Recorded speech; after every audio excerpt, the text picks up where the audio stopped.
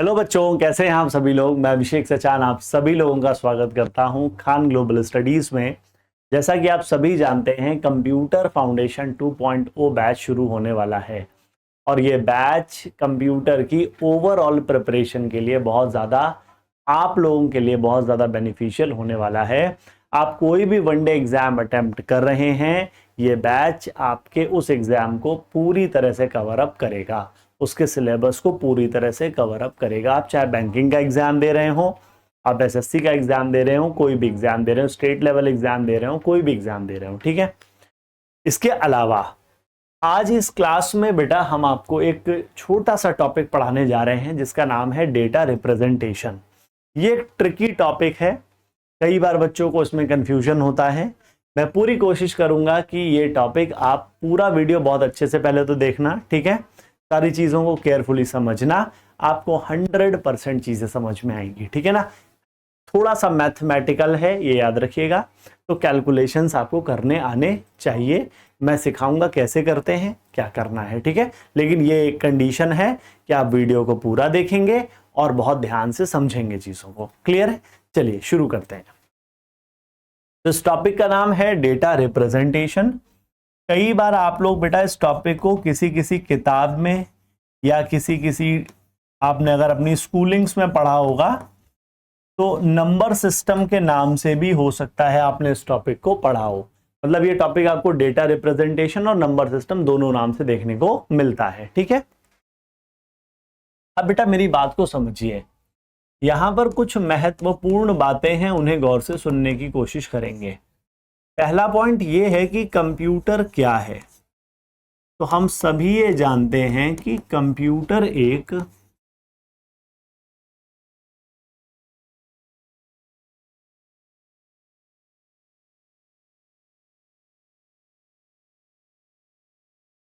Answer आ रहा है बेटा कि कंप्यूटर एक क्या है, तो आंसर आएगा कंप्यूटर एक इलेक्ट्रॉनिक मशीन है। कंप्यूटर एक इलेक्ट्रॉनिक मशीन है और कोई भी मशीन जो इलेक्ट्रॉनिक होती है वो दो सिचुएशंस में होती है।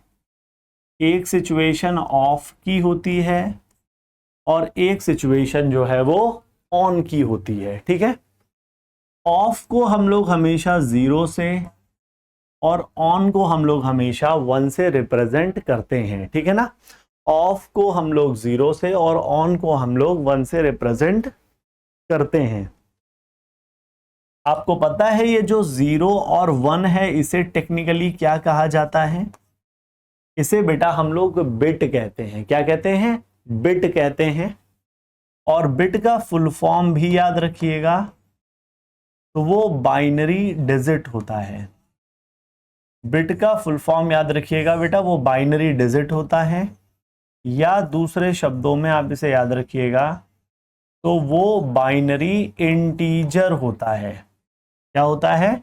बाइनरी डिजिट होता है या बाइनरी इंटीजर होता है। क्लियर? कोई भी ऐसी मशीन जो ये 0 1 समझती है, हम कहते हैं कि वो मशीन बाइनरी या मशीन लैंग्वेज को समझती है। वो मशीन जो है बेटा वो बाइनरी या मशीन लैंग्वेज को समझती है। That particular machine understands binary language और 0 1 लैंग्वेज। क्लियर? वो बाइनरी लैंग्वेज को समझती है या 0 1 की भाषा को समझती है। और ऐसी मशीन को हम लोग डिजिटल मशीन कहते हैं।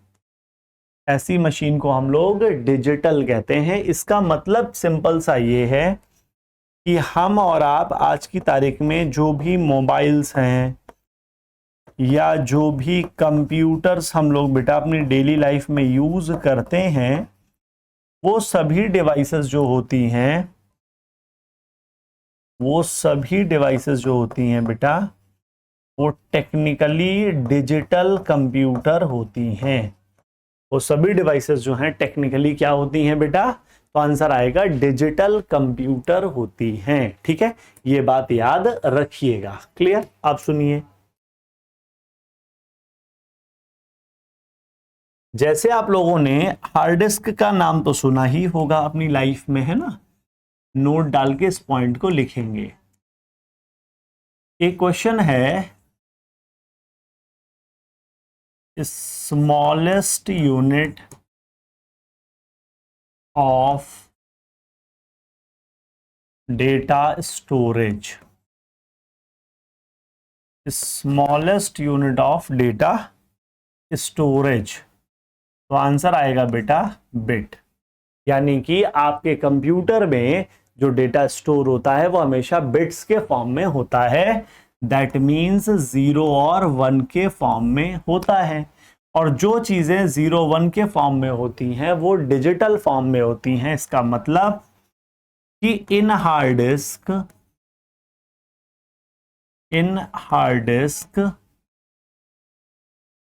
Data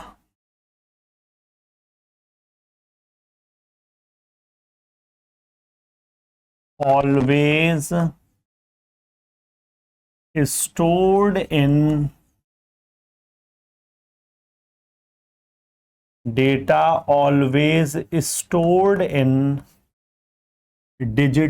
form. In hard disk data always stored in digital form. Digital form में कैसे? क्योंकि वो 0 और 1 के फॉर्म में हो रहा है, बिट्स के फॉर्म में हो रहा है। मैं इसको फिर से रीकैप कर रहा हूं, ध्यान से सुनिएगा। कंप्यूटर एक इलेक्ट्रॉनिक मशीन है। इलेक्ट्रॉनिक होने का मतलब है कि वो 0 और 1 समझती है, बिट्स को समझती है। बिट का एब्रीविएशन है बाइनरी डिजिट। इन सबको बेटा इंग्लिश में लिखा जाना ही सही है, हिंदी में लिखे जाने से इनका मतलब खराब हो जाता है, ठीक है। और हिंदी में भी इन्हें बाइनरी डिजिट ही लिखा जाएगा।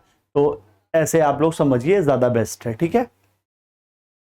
कोई भी मशीन जो 0 1 समझती है हम कहते हैं बाइनरी या मशीन लैंग्वेज समझती है, और वो डिजिटल होती है, ठीक है।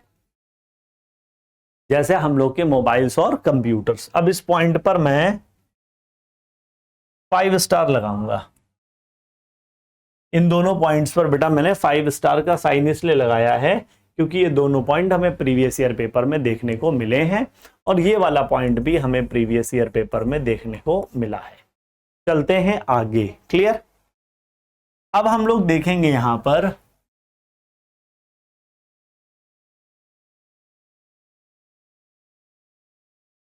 हायरार्की ऑफ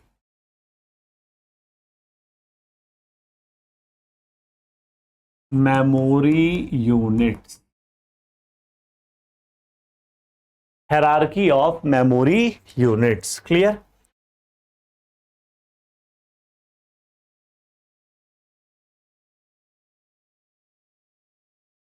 देखिए, सबसे छोटी यूनिट तो बेटा बिट होती है, इससे छोटा तो कुछ नहीं होता, क्लियर। इसके बाद 4 बिट जो होता है बच्चों वो इक्विवेलेंट होता है 1 निबल के। ये भी एक यूनिट होती है, शायद आपने ना सुनी हो, शायद सुनी भी हो। 8 बिट जो होता है बेटा वो इक्विवेलेंट होता है एग्जैक्टली 1 बाइट के।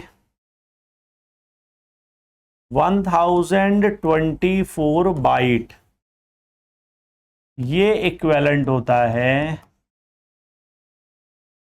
1 किलोबाइट के। 1024 किलोबाइट जो है ये बेटा इक्विवेलेंट होता है 1 मेगाबाइट के।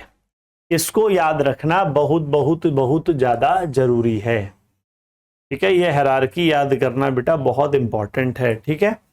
फिर इसके बाद 1024 MB जो होता है ये बराबर होता है 1 गीगाबाइट के। 1024 गीगाबाइट बराबर होता है बेटा 1 टेराबाइट के। ये मेमोरी हायरार्की याद करनी है, मस्ट है। ये बराबर होता है बच्चे 1 पेटाबाइट के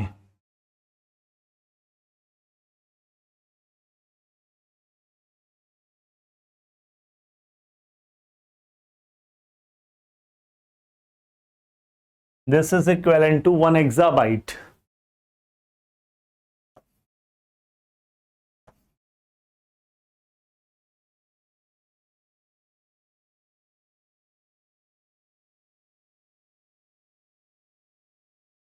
ये बराबर है बेटा 1 ज़ेटाबाइट के।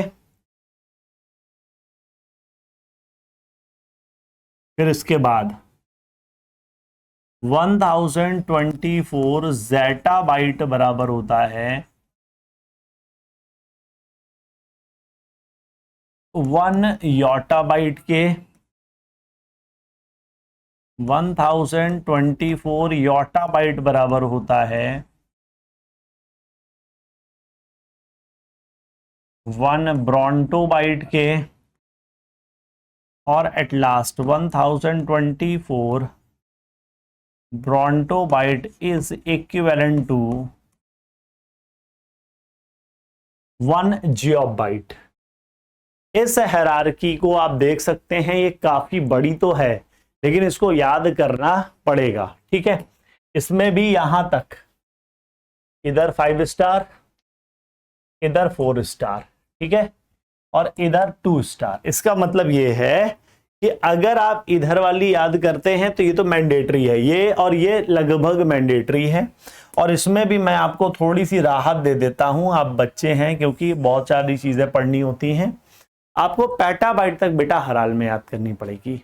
उसके बाद की आप चाहें तो कर लीजिए, अगर छोड़ना चाहें कोशिश करिए कर लीजिए, लेकिन फिर भी छोड़ना चाह रहे हैं तो आप ठीक है, कंसिडरेबल है, लेकिन पेटाबाइट तक मस्ट है। ठीक है, यहां पे आप ये जियोबाइट लिखा देख रहे हैं, तो फिलहाल आप जियोबाइट के लिए ये शब्द कह सकते हैं कि ये हमारी क्या है बेटा, ये हमारी लार्जेस्ट अवेलेबल यूनिट है वर्तमान में। ठीक है, ये हमारी लार्जेस्ट अवेलेबल यूनिट है वर्तमान में, और जो बिट है वो क्या है, तो वो स्मॉलेस्ट अवेलेबल यूनिट है। ठीक है, चलिए अब ये पढ़ने के पीछे उद्देश्य क्या है, क्यों आखिरकार इसे पढ़ाया जाता है, मैं बताता हूं। हमें यहां पर एग्जामिनर क्वेश्चंस देता है। क्वेश्चन काहे के देता है, क्वेश्चन देता है बेटा हमें यूनिट कन्वर्जन के। अब यूनिट कन्वर्जन का क्वेश्चन क्या है, चलिए दिखाते हैं आपको। तो देखिए, एक पहला क्वेश्चन आपको पूछ रहा है कि 1 MB में कितने बाइट्स होते हैं। क्वेश्चन बहुत क्लियर है, गौर से समझ लीजिए। 1 MB में कितने बाइट्स होते हैं। अब आता है इसका क्या सल्यूशन। तो देखो ध्यान से सुनना, मैं बता रहा हूं बेटा, हमें 1 MB में बाइट्स पूछे गए हैं।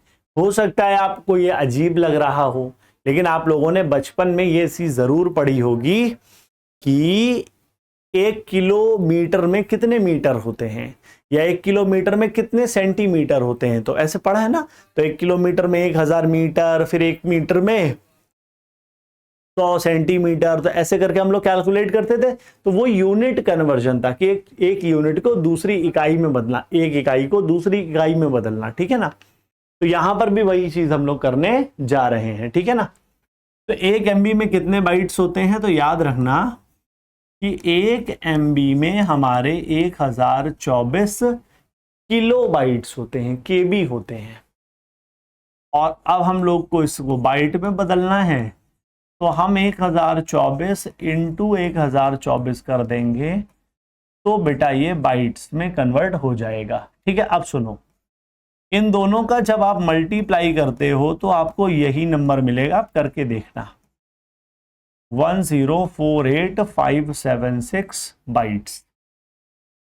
ये इस क्वेश्चन का एक आंसर हो गया, ये इस क्वेश्चन का बेटा एक आंसर हो गया। ठीक है, चलिए अब दूसरा आंसर देख लेते हैं, केयरफुली सुनिएगा। मान लीजिए हमसे क्वेश्चन पूछ रहा है एग्जामिनर कि 1 MB में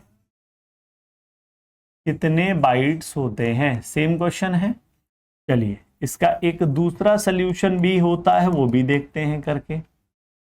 ये ऐसा क्यों बताया जा रहा है सर? ऐसा इसलिए बताया जा रहा है बेटा क्योंकि आपका जो एग्जाम होता है वो प्रोबेबली ऑप्शनल होता है, एमसीक्यू फॉर्म में होता है। तो उसमें क्या होगा, आपको दिए हुए ऑप्शंस के आधार पर यह निर्धारित करना होगा कि आपको कौन सी ट्रिक अपनानी है, ये वाली या जो भी और आगे बताएंगे हम, ठीक है। तो देखिए 1 MB में एग्जैक्टली 1000 KB होते हैं, ठीक है। और एक ऐसे नहीं, रुक जाओ, एक मिनट 1 MB में हमारे 1024 किलोबाइट होते हैं, ठीक है। अब इस 1024 में जब आप दोबारा 1024 का मल्टीप्लाई करते हो तो ये बाइट में कन्वर्ट हो जाते हैं। अब आपको यहां पर एक बात ध्यान रखनी है, वो बात क्या है? वो ये है, एक छोटी सी बात है, और वो बात ये है कि आप 1024 को 2⁻10 कहते हैं।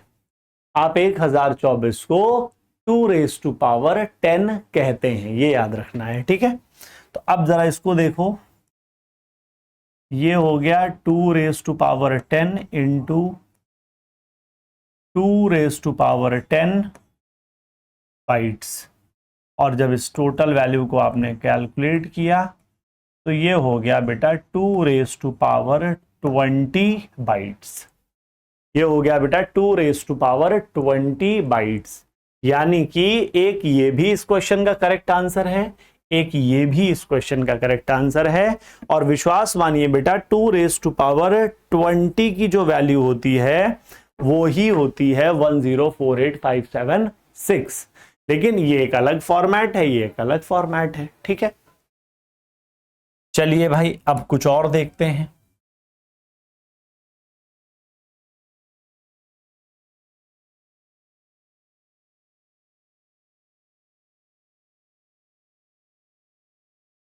क्वेश्चन है कि 1 MB में कितने बाइट्स होते हैं, ठीक है। इसका सल्यूशन क्या है कि 1 MB में हमारे 1000 KB होते हैं। 1000 सर कैसे हो गए बेटा? आपको यहां पर अब थोड़ी देर के लिए ये मानना होगा, ये बात मान लेनी है अब आपको, वो ये है कि जो 1024 है वो अप्रोक्सीमेटली बराबर है 1000 के। ये भी तरीका है ना, 1024 को आप लगभग 1000 KB के बराबर मान लीजिए। तो यहां जो 1024 लिख रहे थे हर बार, वहां हमने 1000 KB लिख दिया। अब आगे क्या करेंगे? तो आगे हमें ये पता है कि 1 MB में 1000 KB है, तो इंटू 1024 करते थे। 1024 की जगह आपने 1000 का मल्टीप्लाई करना है, तो ये कन्वर्ट हो गया बेटा बाइट्स में। और जब इसका फाइनली आप वैल्यू निकालोगे तो ये आएगा 10⁻6। 10⁻6 बोले तो 1 मिलियन बाइट्स। 10⁻6 बोले तो 1 मिलियन बाइट्स, ठीक है। अब आते हैं आंसर की फ्रीक्वेंसी पर। तो ये बेटा 5 स्टार आंसर है, ठीक है। ये 3 स्टार आंसर है, ये 2 स्टार आंसर है, ठीक है ना। आंसर तीनों ही सही हैं और एकदम परफेक्टली फाइन है, लेकिन आपको अलग अलग आंसर्स अलग अलग क्वेश्चंस के साथ देखने को मिलेंगे। सो मेरा काम था आपको सभी आंसर्स से वाकिफ करा देना कि आप ये समझ जाएं कि कब कोई आंसर आएगा तो आप किस तरीके से इस क्वेश्चन को सॉल्व करेंगे। क्या बेटा ये क्वेश्चन सभी को समझ में आ गया है? उम्मीद करते हैं सभी को ये मेथड और ये क्वेश्चन क्लियर हो चुका है, ठीक है। चलिए अब इसी प्रकार का एक क्वेश्चन और करके देखते हैं। एक क्वेश्चन और करके देखते हैं। क्वेश्चन है, मान लो कि 1 गीगाबाइट में कितने बाइट्स होते हैं?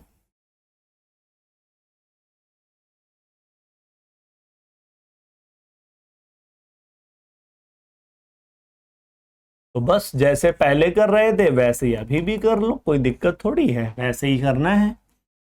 तो हमें ये पता है कि 1 गीगाबाइट में 1024 मेगाबाइट्स होते हैं। अब इसमें बेटा 1024 इंटू 1024 करोगे तो ये किलोबाइट्स बन जाएगा। फिर इसके बाद 1024 इंटू 1024 इंटू 1024 करोगे तो फाइनली बेटा ये बाइट्स बन जाएगा, है ना। और हम इसे लिख सकते हैं 2⁻10 इंटू 2⁻10 इंटू 2⁻10 बाइट्स। और हम सभी जानते हैं कि मल्टीप्लिकेशन में जो पावर्स होती हैं उन्हें ऐड कर दिया जाता है। तो ये हो गया बेटा इस क्वेश्चन का एकदम सही और सटीक आंसर। ये हो गया बेटा इस क्वेश्चन का एकदम सही और सटीक आंसर, ठीक है ना। लेकिन अभी आपको वो एक दूसरा मेथड भी तो बताया था, उससे भी तो करना है। तो उससे यदि आप करेंगे तो क्या करेंगे? तो ऐसे करेंगे बेटा कि हमसे एग्जामिनर पूछ रहा है कि 1 गीगाबाइट में कितने बाइट्स होते हैं, ठीक है।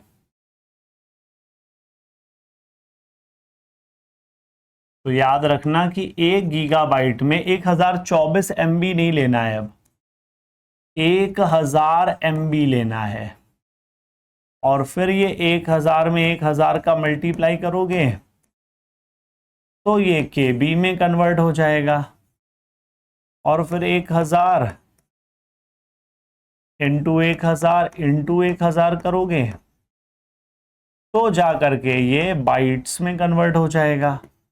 फाइनली वैल्यू आएगी 10⁻9। 10⁻9 बोले तो 1 बिलियन बाइट्स। 10⁻9 बोले तो 1 बिलियन बाइट्स। ये हो गया इस क्वेश्चन का आंसर। अब अगर आप फ्रीक्वेंसी के हिसाब से देखो तो ये 5 स्टार आंसर है, ये 3 स्टार आंसर है। उम्मीद करते हैं आपको ये यूनिट कन्वर्जन समझ में आ रहा होगा। चलिए एक क्वेश्चन और देखते हैं इसी बात पर। मान लीजिए हमारे एग्जामिनर हमसे क्वेश्चन पूछ रहे हैं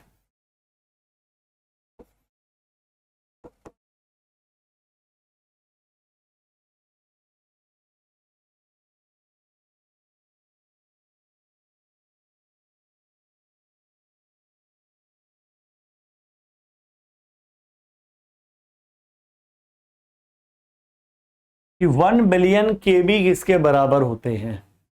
1 बिलियन KB किसके बराबर होते हैं? क्वेश्चन समझे आप लोग। 1 बिलियन KB जो है ये किसके बराबर है, ये क्वेश्चन एग्जामिनर पूछ रहा है। तो हम लोग कैसे करेंगे इसको, है ना। मान लीजिए ऑप्शन भी दे रहा है 1 MB, 1 GB, 1 टेराबाइट, 1 पेटाबाइट, ऐसे करके मान लो बेटा ऑप्शंस भी दे रहा है। अब क्या करेंगे, एक बात सुनना गौर से जरा। अगर मैं कहता हूं कि किलोमीटर को आप मीटर में बदलो, किलोमीटर को आप मीटर में बदलो, तो ऐसी अवस्था में आप नोटिस करेंगे कि आपको 1000 का मल्टीप्लाई करना होगा। आपको 1000 का मल्टीप्लाई करना होगा। लेकिन यदि आप मीटर को किलोमीटर में बदल रहे हैं तो उस कंडीशन में आपको 1000 का डिवाइड करना होगा। सिंपल है ना। किलोमीटर को मीटर में बदल रहे हो तो 1000 का मल्टीप्लाई, तो मीटर को अगर किलोमीटर में बदल रहे हो तो 1000 का क्या करना पड़ेगा, डिवाइड करना पड़ेगा। ठीक है, चलो अब यहां क्या करना है, चलिए मैं बताता हूं। अगर आप इस क्वेश्चन को ध्यान से देख पा रहे हो तो आप एक चीज ये नोटिस कर रहे होंगे कि क्वेश्चन में दिया हुआ जो यूनिट है वो यूनिट यहां पर ऑप्शंस में दिए हुए सभी यूनिट से छोटा है, यानी कि हमें यहां पर एक टेक्निकली एक स्मॉल यूनिट को एक लार्ज यूनिट में कन्वर्ट करना है। अगर आप पिछले क्वेश्चन को ध्यान से देख रहे हो, इस क्वेश्चन को, एक बड़ी यूनिट को छोटी यूनिट में बदला गया है, यहां पर भी एक बड़ी यूनिट को छोटी यूनिट में बदला गया है, लेकिन यहां पर क्या हो रहा है, तो जब बड़ी यूनिट को छोटी यूनिट में बदला जा रहा था तो आप देख ही रहे थे हम लोग मल्टीप्लाई कर रहे थे, तो अब छोटी यूनिट को बड़ी यूनिट में बदलने के लिए हम लोगों को यहां पर डिवाइड करना पड़ेगा। तो चलिए कैसे करेंगे मैं बता देता हूं।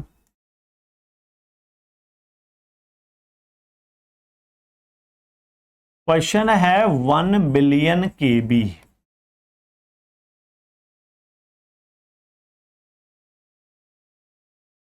वन बिलियन केबी का मतलब हो गया 1000 इंटू 1000 इंटू 1000 केबी, ये क्वेश्चन है। ठीक है, अब एक चीज समझो, ये जो 1000 केबी है ये टेक्निकली 1 MB के तो बराबर होता है ना, है ना। तो अगर मैं इस 1000 केबी को यहां से डिलीट करके यहां पर 1 MB लिख दूं तो कोई दिक्कत तो नहीं होगी, समझ गए। और इस 1000 का जब मैं 1 MB से गुणा करूंगा, मल्टीप्लाई करूंगा, तो मैं ये कह सकता हूं कि ये जो MB है ना वो बस इस 1000 के बगल में आके लग जाएगा, है ना। अब इस 1000 MB को मैं 1 गीगाबाइट लिख सकता हूं, यानी कि अगर मैं इस 1000 MB को हटा करके यहां पर 1 गीगाबाइट लिख दूं तो कोई दिक्कत तो नहीं आएगी। और इस 1000 का गुणा जब 1 GB से होगा तो ये फाइनली 1000 GB हो जाएगा। और 1000 GB को हम सभी लोग 1 टेराबाइट कह सकते हैं। 1000 GB को हम सभी लोग 1 टेराबाइट कह सकते हैं। तो इस क्वेश्चन का आंसर 1 टेराबाइट हो जाएगा। उम्मीद करते हैं आप लोगों को ये मेथड और ये तरीका समझ में आया है। सभी लोग अपना अपना कमेंट फीडबैक में जरूर लिखिएगा, ठीक है, और सेशन को अच्छे से समझिएगा ताकि कुछ भी मिस ना हो आपसे। ठीक है, चलिए अब आगे चलते हैं। तो ये हो गया हायरार्की के क्वेश्चन जो मेमोरी हायरार्की बदलने को आती है। ठीक है, अब आते हैं types of number system.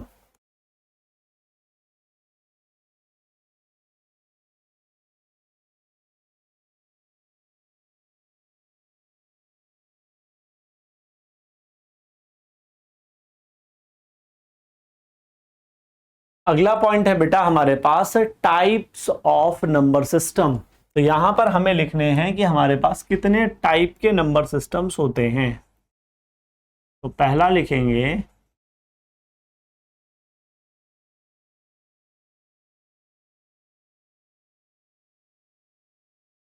Binary number system. ठीक है,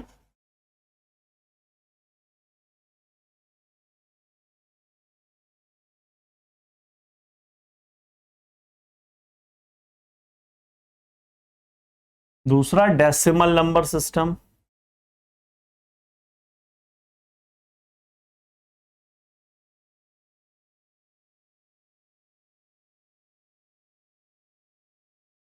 तीसरा ऑक्टल नंबर सिस्टम,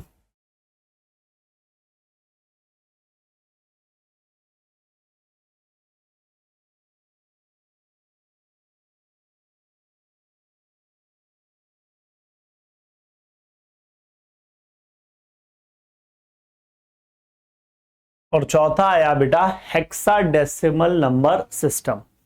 क्या सर ये 4 ही नंबर होते हैं? यस, बेसिक तो यही 4 नंबर होते हैं। बाकी जब मैं आपको कोर्स में पढ़ाऊंगा तो कुछ रैंडम कन्वर्जन्स, रैंडम बेसिस के कन्वर्जन्स भी सिखाऊंगा। ठीक है, अब इनके साथ जो सबसे ज्यादा इंपॉर्टेंट चीज आपको याद करनी है वो इनकी बेस वैल्यू याद करनी है और इनकी रेंज वैल्यू याद करनी है। ये दोनों बातें याद करनी है। ठीक है, तो बाइनरी का बेस वैल्यू 2 होता है, डेसिमल का 10 होता है, ऑक्टल का 8 होता है और हेक्साडेसिमल का बेस वैल्यू बेटा 16 होता है। ठीक है, इनकी रेंज क्या होती है? तो बाइनरी की रेंज 0 to 1 है, डेसिमल की रेंज 0 to 9 है, ऑक्टल की रेंज 0 to 7 है और हेक्साडेसिमल की जो रेंज है वो 0 to 15 है। ठीक है, अब एक क्वेश्चन आता है मन में, वो ये आता है कि आखिरकार इस बेस और रेंज में रिलेशन क्या है?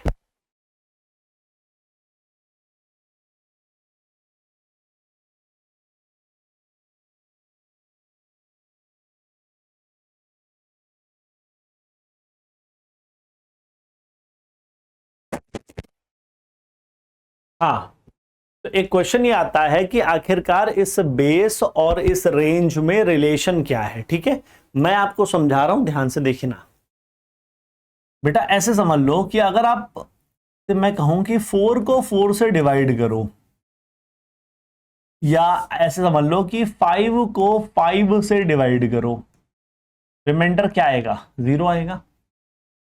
5 1 जा 5, रिमाइंडर 0 है ना। और ऐसे ही अगर मैं 6 को कहूं कि 5 से डिवाइड करो तो रिमाइंडर 1 आ जाएगा। 5 1 जा 5, रिमाइंडर 1। ऐसे ही 7 को 5 से डिवाइड करो तो 5 1 जा 5, रिमाइंडर 2। ऐसे ही 8 को 5 से डिवाइड करो तो रिमाइंडर आया बेटा 3। ऐसे ही 9 को 5 से डिवाइड करो तो 5 1 जा 5, रिमाइंडर आया 4। क्लियर है? और यदि मैं कहूं कि 10 को 5 से डिवाइड करो तो रिमाइंडर 0 आएगा कि नहीं आएगा? 5 2 जा 10, रिमाइंडर 0 है ना। सिमिलरली 11 को 5 से डिवाइड करो तो 5 2 जा 10, रिमाइंडर 1। 12 को 5 से डिवाइड करो तो 5 2 जा 10, रिमाइंडर 2। 13 को 5 से डिवाइड करो बेटा तो 5 2 जा 10 और रिमाइंडर 3। 14 को 5 से डिवाइड करो तो 5 2 जा 10, रिमाइंडर 4।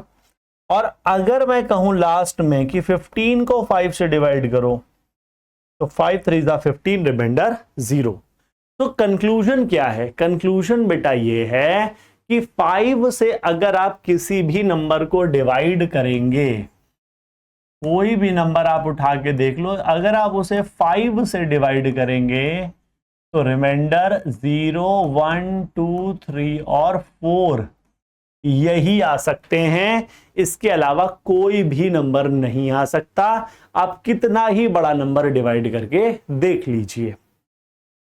इसका मतलब सर आप ये कहना चाहते हैं कि यदि बेस वैल्यू 5 है, यदि बेस वैल्यू 5 है, अगर मैं कह दूं कि जो बेस वैल्यू है वो 5 है, तो जो 0 to 4 है ना, ये बेटा इसकी क्या है? रेंज है।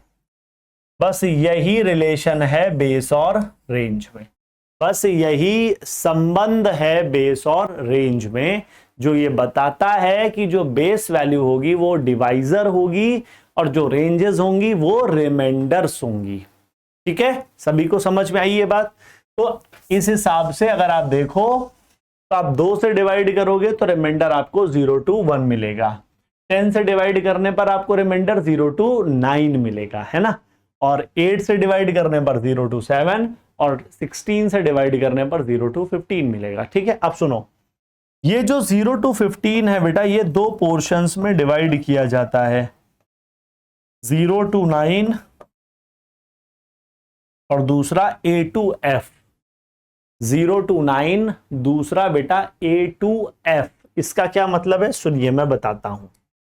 हुआ क्या, 0 to 9 तक के तो नंबर बनाए गए, वो तो कोई दिक्कत नहीं है, लेकिन जब हमने 10 11 की बात करी तो इनके लिए ये रिकमेंड किया गया कि आप इन्हें ऐसे ना लिख करके इन्हें किसी अल्फाबेट से रिप्रेजेंट करें। तो पूछा गया कि भाई अल्फाबेट से रिप्रेजेंट करने का क्या फायदा होगा? तो आप लोगों ने बेटा अपने स्कूल्स में ऐसे पढ़ा होगा कि ए की वैल्यू 10 होती है, बी की वैल्यू 11 होती है, ऐसा नहीं है ना, गलत है। ए की वैल्यू 10 नहीं होती है ना। ए की वैल्यू कंप्यूटर में अलग होती है, वो मैं कभी जब फंडामेंटल्स पढ़ाऊंगा तब बताऊंगा, है ना। ए में भी दो ए आते हैं, एक कैपिटल ए आता है, एक स्मॉल ए आता है। कंप्यूटर कैपिटल ए को कैपिटल ए समझता है, स्मॉल ए को स्मॉल ए समझता है, ऐसा नहीं दोनों को एक नहीं समझता, ठीक है। तो ऐसी कंडीशन में यहां पर क्या होने वाला है, क्यों इनकी जरूरत पड़ी, तो मैं बताता हूं। 10 क्या है, अगर आप 10 को ध्यान से देखो तो 10 दो डिजिट्स का कॉम्बिनेशन है, और मैं तो इसे 10 पढ़ रहा हूं, हो सकता है आप भी इसे 10 पढ़ें, लेकिन एक तीसरा व्यक्ति हो सकता है वो इसे 10 पढ़े, और गलत तो हम उसे भी नहीं कह पाएंगे। लेकिन इसमें तो कोई शक नहीं है ना कि 10 और 10 ये दो अलग अलग नंबर होते हैं। मेरी बात समझ रहे हो भाई, 10 और 10 दो अलग अलग नंबर होते हैं।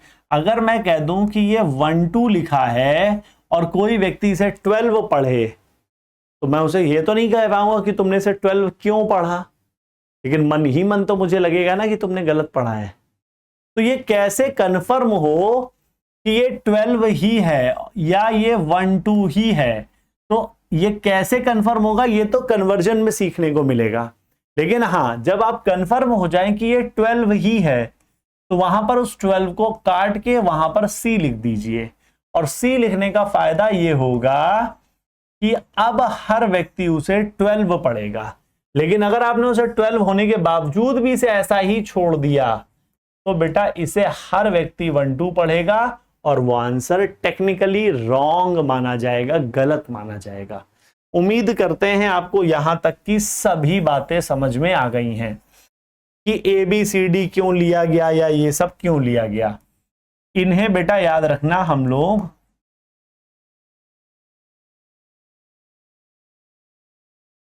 हेक्साडेसिमल नोटेशंस भी कहते हैं। इन्हें याद रखना बेटा, हम लोग हेक्साडेसिमल नोटेशंस भी कहते हैं, ठीक है। चलिए, अब इसके बाद जो अगला काम होने वाला है हमारे लिए, वो है बच्चों नंबर कन्वर्जन। अगला काम जो हम लोग यहां पर करेंगे या सीखेंगे वो है बेटा नंबर कन्वर्जन। अब नंबर कन्वर्जन कैसे किया जाता है, चलिए आपको बहुत बढ़िया बढ़िया ट्रिक से बताते हैं। तो देखिए, पहली बात तो कितने कन्वर्जन होंगे वो देख लीजिए। जैसे बाइनरी है, डेसिमल है, ऑक्टल है और हेक्सा है। तो अगर हम कह दें कि हम बाइनरी को कितनों में बदलेंगे, ऑक्टल में, हेक्सा में और डेसिमल में बदलेंगे। ऐसे ही हम डेसिमल को कितने में बदलेंगे, ऑक्टल में, हेक्सा में और बाइनरी में बदलेंगे। ऐसे ही हम ऑक्टल को कितने में बदलेंगे, तो हेक्सा में, बाइनरी में और डेसिमल में बदलेंगे। और ऐसे ही हम हेक्सा को कितने में बदलेंगे, तो डेसिमल, बाइनरी और ऑक्टल में बदलेंगे। तो टोटल कितने कन्वर्जन हो गए, 3, 3 6, 3 9 और 3 12।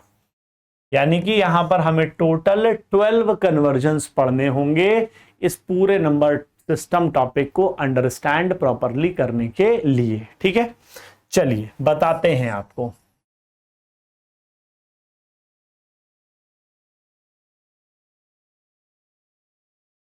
तो सबसे पहला कन्वर्जन जो है वो है डेसिमल टू बाइनरी। सबसे पहला कन्वर्जन जो है बेटा वो है डेसिमल टू बाइनरी। अब ये कन्वर्जन कैसे किया जाता है, कैसे नहीं किया जाता है, चलिए आपको बताते हैं, ठीक है। देखिए सर, मान लीजिए यहां पर एक क्वेश्चन दिया जाता है 258 और ये एक डेसिमल वैल्यू दी जाती है और कहा जाता है कि इसे बाइनरी वैल्यू में कैलकुलेट कीजिए। ये एक बेटा आपको डेसिमल वैल्यू दी जाती है और आपको कहा जाता है कि आप इसे बाइनरी वैल्यू में कैलकुलेट कीजिए। तो आप ना पहला काम जो कीजिए वो ये कीजिए कि आप इस क्वेश्चन को चेक करिए कि ये क्वेश्चन तो गलत नहीं दिया है। सर क्या गलत क्वेश्चन भी हो सकता है, होता तो नहीं है लेकिन हो भी सकता है, ठीक है, उसकी कोई गारंटी नहीं है।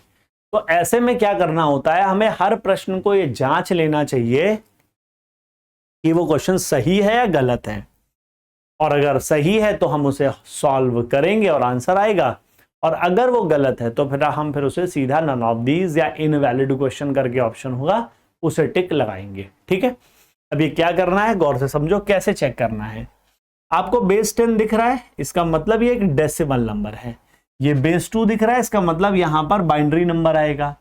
तो बेस 10 होने की कंडीशन में जो रेंज होती है वो क्या होती है, वो होती है 0 से लेकर के 9 तक, है ना।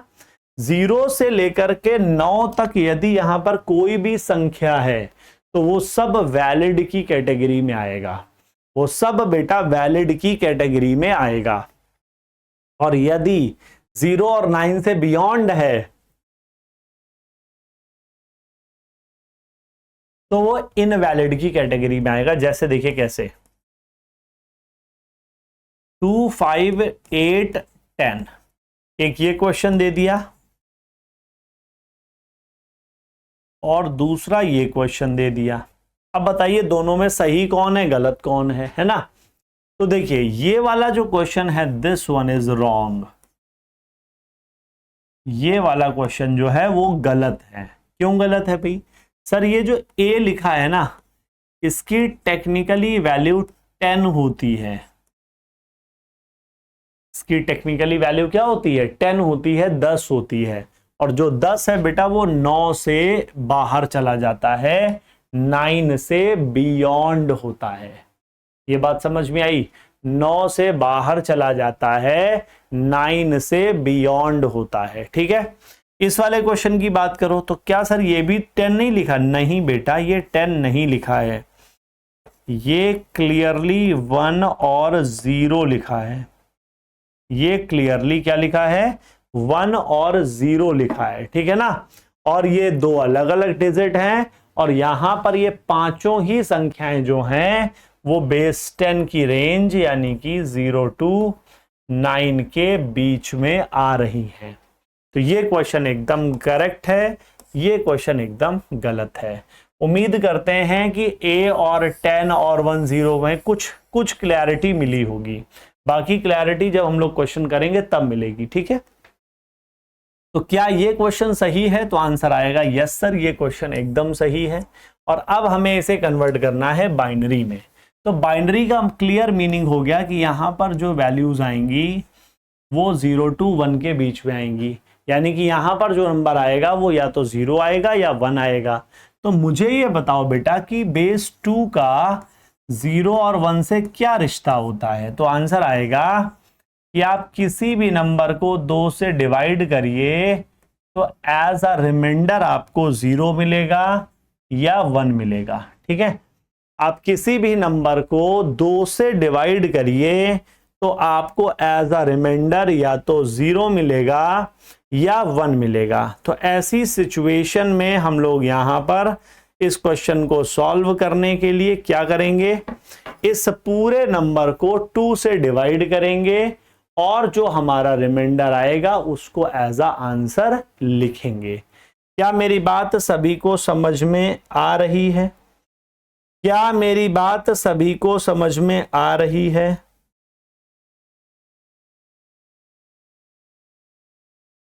उम्मीद करते हैं इतनी बात क्लियर है। चलिए अब एक क्वेश्चन करेंगे कैसे वो मैं बताने जा रहा हूं। गौर से देखिएगा, 100% समझ में आएगा, कोई भी ऐसा पॉइंट नहीं है जो क्लियर नहीं होगा। आपने पहले 2 लाइनें बनाओ ऐसे बड़ी बड़ी लंबी लंबी, ठीक है, और इसे ऐसे बनाओ एक बार। ठीक है, 258 को डिवाइड करना है तो यहां लिख दो, 2 से डिवाइड करना है तो वो यहां लिख दो। क्लियर?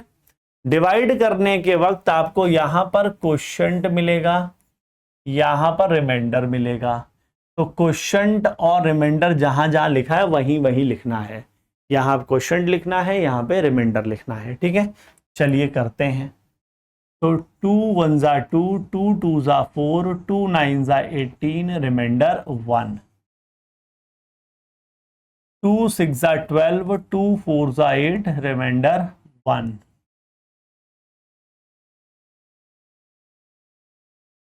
2 3 जा 6, 2 2 जा 4, रिमाइंडर 0। 16 दूनी 32 रिमाइंडर 0, 2 अट्ठे 16 रिमाइंडर 0, 2 चौको 8 रिमाइंडर 0, 2 दूनी 4 रिमाइंडर 0 और 2 एकम 2 रिमाइंडर 0। क्लियर? तब तक डिवाइड करेंगे जब तक लास्ट में 1 ना आ जाए। क्या सर कभी 0 आएगा? क्या कभी नहीं आएगा। सर क्यों नहीं आएगा? क्योंकि ये क्वोशंट्स हैं। ये क्या है? ये जो संख्याएं हैं ये क्वोशंट हैं और ये जो संख्याएं हैं ये रिमाइंडर हैं। क्या कभी सुना है आपने कि शेषफल तो 0 आ सकता है? शेषफल ही तो होता है ना रिमाइंडर। हाँ, शेषफल तो जो रिमाइंडर होता है यानी कि शेषफल जो है वो तो 0 हो सकता है, लेकिन भागफल बेटा कभी भी 0 नहीं होता। ठीक है? हाँ, यहां पर 1 ही आएगा क्योंकि ये डेसिमल टू बाइनरी है, लेकिन डेसिमल टू ऑक्टल होगा तो फिर 1 2 3 कुछ भी आ सकता है, क्योंकि ऑक्टल नंबर 0 से लेकर के 7 तक होते हैं, है ना। अब आंसर लिखने का तरीका तो बहुत ही अच्छा है, बहुत ही अच्छा तरीका है। इस नंबर को बेटा उठा लेना है सबसे पहले और नीचे से ऊपर की ओर चलना है। इस नंबर को उठा लेना है और नीचे से ऊपर की ओर चलना है। ठीक है, तो लिखते हैं 101 लिखा है, 1 2 3 4 5 6 बार 0 लिख दो और फिर 1 1 लिख दो। ये हो गया हमारे इस क्वेश्चन का आंसर। आई होप आप लोगों को ये मेथड समझ में आया होगा।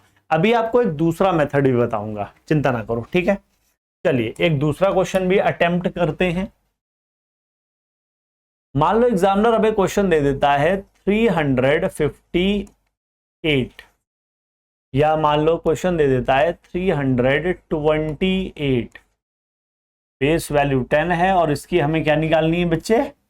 बाइनरी वैल्यू निकालनी है। तो कैसे निकालेंगे? वही करना है जो पहले किया है, 2 से डिवाइड करना है बस, और कुछ नहीं करना है, बहुत आसान है। ठीक है, 328 को 2 से डिवाइड करो, 2 1 जा 2, 2 6 जा 12, 2 4 जा 8, रिमाइंडर 0, 2 8 जा 16, 2 2 जा 4, रिमाइंडर 0, 2 4 जा 8, 2 1 जा 2, रिमाइंडर 0, 20 दूना 40, रिमाइंडर 1,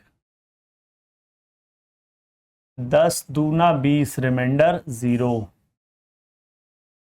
2 पंचे 10, रिमाइंडर 0, 2 दूनी 4, रिमाइंडर 1, 2 एकम 2, रिमाइंडर 0। बस इतना करना है और इस पॉइंट को पकड़ लेना है और नीचे से ऊपर की ओर चलना है। तो 101 001 000, ये हो गया हमारा इस क्वेश्चन का आंसर। आई होप आप लोगों को ये मेथड क्लियर हो चुका है। ठीक है, अब इस मेथड को अगर हम डिस्क्राइब करें किसी वर्ड में तो हम लोग इस मेथड को बोलेंगे डिवीजन मेथड।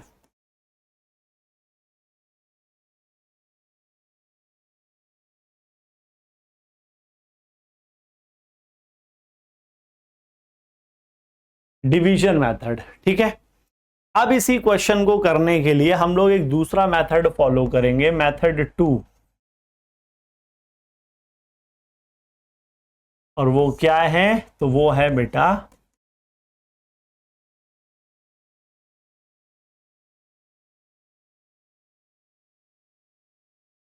Addition method. क्या है? Addition method. ठीक है, अब इस क्वेश्चन को सॉल्व कैसे करेंगे वो देखो। हमें क्या करना है, सबसे पहले 2 रेज़ टू पावर n की सीरीज लिखनी है। मेरी बात को केयरफुली सुनिएगा। हमें सबसे पहले 2 रेज़ टू पावर n की सीरीज लिखनी है और वो भी कैसे, तो आंसर आएगा राइट टू लेफ्ट।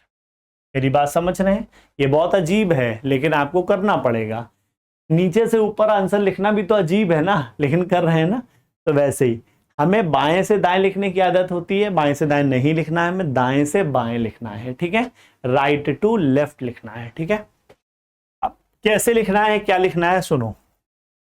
जहां पर n की वैल्यू जो है वो 0 से शुरू होगी और इनफाइनाइट तक जाएगी, अनंत तक जाएगी। लेकिन अनंत क्या होता है मैं बताऊंगा, ठीक है। चलिए सबसे पहले सीरीज लिखते हैं।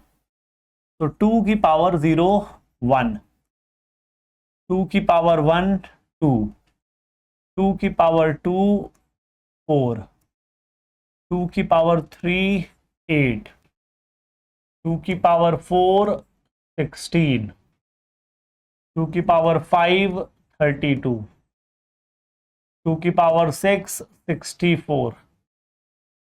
समझ रहे हो ना बेटा? तो ये क्या हो रहा है, पावर बढ़ रही, नंबर बढ़ रहा है। अब 64 के बाद अगला क्या आएगा, 128, फिर अगला क्या आएगा 256, फिर अगला क्या आएगा 512, फिर अगला क्या आएगा 1024। लेकिन बेटा कोई एक लिमिट तो होनी चाहिए ना इसको लिखने की, तो मैं लिमिट बताता हूं क्या है। अगर मैं इस क्वेश्चन को ले लूं 258 को, है ना, तो आप कहोगे, मेरी बात को गौर से सुनना, अगर मैं कहूं बेटा कि 258 बेस वैल्यू 10 है और इसकी हमें बाइनरी वैल्यू निकालनी है, तो इस 258 की क्लोजेस्ट वैल्यू क्या है, इस 258 की क्लोजेस्ट वैल्यू क्या होती है? तो आप कहोगे इस सीरीज में इसकी सर क्लोजेस्ट वैल्यू है 256। मैंने कहा very good.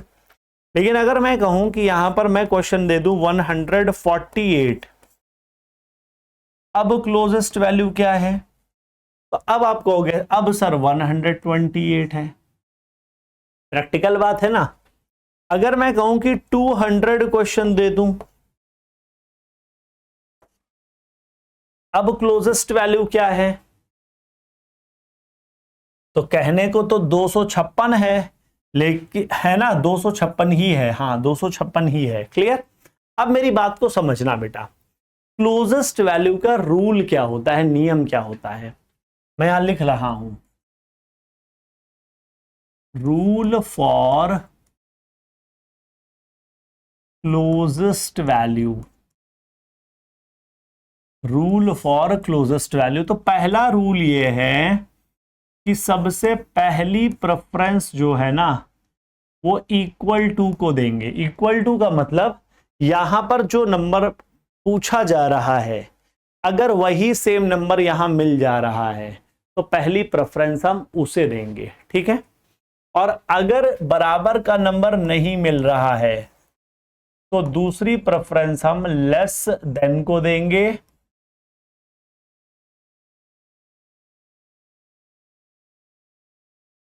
Greater than not allowed, जो बड़ा नंबर होता है वो अलाउड नहीं होता है, ठीक है। इसको आप ऐसे समझ लीजिए कि यदि मुझे आपसे 500 रुपए चाहिए और आपके जेब में 100 के 5 नोट हैं, 50 के 10 नोट हैं और 500 का 1 नोट है, तो मैं गारंटी से कहूंगा कि आप मुझे 500 का ही नोट देंगे पहले। क्यों? क्योंकि जो मैंने मांगा उसकी इक्वल वैल्यू आपको मिल गई, है ना। लेकिन अगर मैं आपसे कह दूं कि मेरे को 450 रुपए दे दो, तो 500 के तो वो क्लोजेस्ट है लेकिन आप ज्यादा नहीं दोगे ना। फिर आप 100 के 4, फिर एक 50 का नोट दोगे, फिर वो जैसे भी हो पाएगा वैसे दोगे, लेकिन ज्यादा कोई नहीं देता, ठीक है। अब सुनना, तो अब इस क्वेश्चन को सॉल्व कैसे करेंगे, तो सुनो बेटा, 258 की बाइनरी वैल्यू निकालनी है, ठीक है। तो 258 की बाइनरी वैल्यू क्या होगी, या तो 258 के बराबर मिल जाए या उससे इमीडिएट स्मॉलेस्ट। तो 258 से इमीडिएट स्मॉलेस्ट तो बेटा 256 है। देखिए कैसे आंसर आएगा, देखना डिवीजन मेथड से भी जल्दी आंसर आ जाता है इसमें, है? देखना कैसे 258 कैसे आएगा ये बताओ बस। तो आप कहोगे सर 256 और 2 को जोड़ देने पर 258 आ जाएगा। मैंने कहा हाँ बात तो सही कहा। तो बस 256 और 2 को जोड़ा गया है ना, 258 आ गया। क्लियर? तो उन दोनों के नीचे तो 1 बना दो और बाकी बचे जितने भी नंबर हैं, बस ये जो सीरीज लिखी है ये गलत नहीं लिखना, एक भी टर्म स्किप ना हो जाए, ठीक है ना। बस यही हमारा आंसर हो गया, बस कुछ नहीं करना था। 1 1 2 3 4 5 6, 1 2 3 4 5 6 और फिर ये 1 0। बताओ मजा आया कि नहीं आया? बताओ बेटा मजा आया कि नहीं आया? 148 की बाइनरी वैल्यू निकालनी है। मुझे बताओ कि 148 की क्लोजेस्ट वैल्यू क्या होगी? 128 होगी। तो 148 कैसे आएगा? 128 जोड़ा जाएगा और 128 में 20 और जोड़ दो, 20 और जोड़ दो तो 148 हो जाएगा। 20 कैसे आएगा? 16 को जोड़ा जाएगा और 4 को जोड़ा जाएगा, बाकी चीजों को नहीं जोड़ा जाएगा तो उन्हें 0 बना दो। 100 10 100 100, ठीक है, 10 100। बोलो बेटा समझ में आया? अभी आपसे कोई कह रहा है कि 200 की बाइनरी वैल्यू बताओ, तो मुझे बताओ 200 की क्लोजेस्ट वैल्यू क्या है? 128 है। तो 128 में अगर हम 64 जोड़ दें तो 192 आएगा। 128 में अगर हम 64 जोड़ दें तो 192 आएगा और 192 में 8 जोड़ दें तो 200 आ जाएगा। ये हो गया हमारा आंसर। बस कितना आसान है। मजा आए तो जरूर बताइएगा, ठीक है ना। ये हो गया हमारा आंसर, ठीक है ना। क्या मेरी बात आप लोगों को, क्या ये मेथड क्लियर हुआ है? एक क्वेश्चन और था बड़ा सा, 328 है, चलो इसे सॉल्व करना है, इसे भी करके देखते हैं। तो पहले इसकी क्या करेंगे? सीरीज लिखेंगे। तो 1 2 4 8 16 32 64 128 और 256। लाना कितना है? 328 लाना है। तो बेटा ये 256 क्लोजेस्ट है तो ये तो 1 बना लो, है ना। अब सोचो जरा कि 328 में यदि आप 256 घटाओ तो क्या आएगा बेटा? 2 आएगा और 32 में 25 गया तो 72 आ जाएगा, है ना। 72 आ जाएगा। तो सोचो कौन कौन से नंबरों को जोड़ने पर 72 और आ जाएगा। तो हम कहेंगे 64 और 8 72, बस हो गया। तो 64 के नीचे 1 बनाओ और 8 के नीचे 1 बनाओ, बाकी इन सभी नंबरों के नीचे 0 बनाओ। ऐसे मानना है कि जिस नंबर के नीचे 0 बना है वो हमने इस्तेमाल नहीं किया है। जिस नंबर के नीचे बेटा 0 हमने यहां पर मेंशन किया है वो हमने इस्तेमाल नहीं किया है, और जिनके नीचे 1 बना है उनको हमने ऐड किया है। यही चीज वाइस वर्सा आगे भी याद रखनी है कि जिन चीजों को 1 माना जाएगा उन्हें हमें ऐड करना होगा और जिन चीजों को 0 माना जाएगा उन्हें हमें स्किप करना होगा। यहां पे क्या कर रहे हैं? जिन चीजों को ऐड कर रहे हैं उन्हें 1 मान रहे हैं, वहां क्या करेंगे? जो चीजें 1 होंगी उन्हें ऐड करेंगे, ठीक है। तो देख लीजिए सेम आंसर आ रहा है कि नहीं आ रहा है? 101 00 1000, ठीक है ना। तो ये था इस क्वेश्चन को सॉल्व करने का एडिशन मेथड, ठीक है ना। तो आज के सेशन में बेटा आप लोगों ने क्या क्या सीखा है वो देखते हैं। आज के सेशन में आपने डेटा रिप्रेजेंटेशन में ये स्लाइड जो आप देख रहे हैं, स्लाइड में कम से कम 2 से 3 एमसीक्यू हैं जो आ चुके हैं।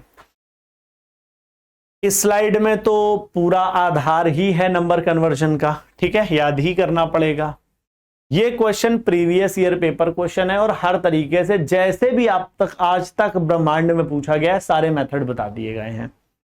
ये भी एक प्रीवियस ईयर पेपर क्वेश्चन है, ये भी एक प्रीवियस ईयर पेपर क्वेश्चन है, और इसके बाद यहां पर भी हमने आपको क्लियरली बताया कि कैसे कैसे कौन कौन से नंबर बने, क्यों बने, उनके बेसिस क्या है, उनके रेंजेस क्या है, उनके पीछे कारण क्या है। और उसके बाद फिर हमने बेटा ये नंबर कन्वर्जन किया। आप एडिशन मेथड में कंफर्टेबल हैं आप उससे करें, आप डिवीजन मेथड में कंफर्टेबल हैं आप उसमें करें, जो जैसा क्वेश्चन आए आप उसको वैसे डील कर सकते हैं। मैंने आपको यहां पर सारे मेथड्स बताए हैं। अभी इसके शॉर्ट ट्रिक्स खत्म नहीं हुए हैं, जब हम लोग बैच में मिलेंगे तब हम लोग इसके आगे के शॉर्ट ट्रिक्स पढ़ेंगे और चीजों को और बेहतर लेवल पर ले जाएंगे। तो सभी लोगों से मेरी उम्मीद है कि आप लोगों ने इस वीडियो को पूरा देखा होगा, और आप लोगों ने चूंकि वीडियो को पूरा देखा इसलिए आपका बहुत बहुत शुक्रिया है। सभी लोग जितने भी स्टूडेंट्स हैं, अगर आप गवर्नमेंट जॉब की तैयारी कर रहे हैं और आप कंप्यूटर के सेक्शन को फोड़ना चाहते हैं, जबरदस्त नंबर लाना चाहते हैं, अपनी नॉलेज को बहुत बेहतरीन बनाना चाहते हैं, कंप्यूटर फाउंडेशन 2.0 बैच में निश्चिंत होकर के जुड़िए और अपनी नॉलेज को हमारे साथ बढ़ाइए। ठीक है ना? चलिए मिलते हैं क्लासेस में, तब तक के लिए बहुत बहुत शुक्रिया। Thank you and all the best.